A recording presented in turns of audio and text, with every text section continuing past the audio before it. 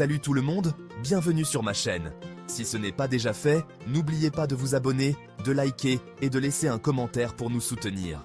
Aujourd'hui, on aborde un sujet super important, reconstruire la confiance après une trahison. Que ce soit de la part d'un ami, d'un partenaire ou d'un membre de la famille proche, une trahison, ça fait mal et ça peut vraiment ébranler notre confiance. Mais la bonne nouvelle, c'est que c'est possible de la reconstruire. Ça prend juste du temps, de la communication et des efforts sincères. Voici comment. Premièrement, il est essentiel de... Une trahison, ça provoque souvent de la colère, de la tristesse, de la peur ou du doute. Prenez le temps d'identifier ce que vous ressentez. Ne gardez pas vos émotions pour vous. Exprimez-les de manière saine. Par exemple, en écrivant dans un journal, en consultant un thérapeute ou en parlant à un proche. N'oubliez pas, la douleur ne disparaîtra pas du jour au lendemain. Et c'est normal. Ensuite, il faut avoir une. Si vous voulez reconstruire la relation, un dialogue sincère est indispensable. Cette conversation doit permettre aux deux parties d'exprimer leurs sentiments sans interruption. Clarifiez les raisons de la trahison, même si c'est douloureux. Essayez de voir si la personne qui vous a trahi est sincèrement désolée et prête à faire des efforts. Maintenant, il est temps de... La relation ne peut pas simplement redevenir ce qu'elle était.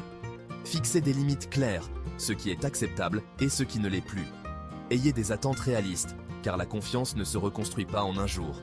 Cherchez des actions concrètes qui montrent un changement. Les paroles ne suffisent même pas. Quatrièmement, la patience est essentielle. La personne trahie a besoin de guérir à son propre rythme, sans pression. La personne qui a trahi doit prouver son engagement de manière constante. Puis, concentrez-vous sur... Avant de pouvoir restaurer une relation, il est crucial de vous retrouver vous-même. Faites des activités qui renforcent votre confiance en vous. Rappelez-vous que votre valeur ne dépend pas uniquement des autres. Travaillez sur votre estime de soi pour éviter la dépendance affective. Parfois, est nécessaire. Si la blessure est trop profonde, un thérapeute ou un conseiller peut vous aider à débloquer les émotions négatives, vous proposer des stratégies concrètes pour avancer et assurer une communication saine et constructive. Enfin, prenez une. Après un certain temps, posez-vous la question. Est-ce que je pense que cette relation peut être sauvée ? Est-ce que la personne a fait de réels efforts pour regagner ma confiance ? Suis-je prêt à aller de l'avant avec elle ou est-il préférable de laisser tomber pour mon bien-être ? En conclusion, reconstruire la confiance après une trahison est un processus délicat qui demande du courage et de la persévérance. Parfois, la relation peut être restaurée.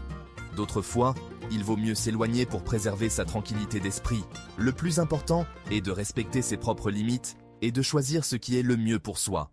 Si vous avez trouvé ce guide utile, n'hésitez pas à liker, commenter et vous abonner.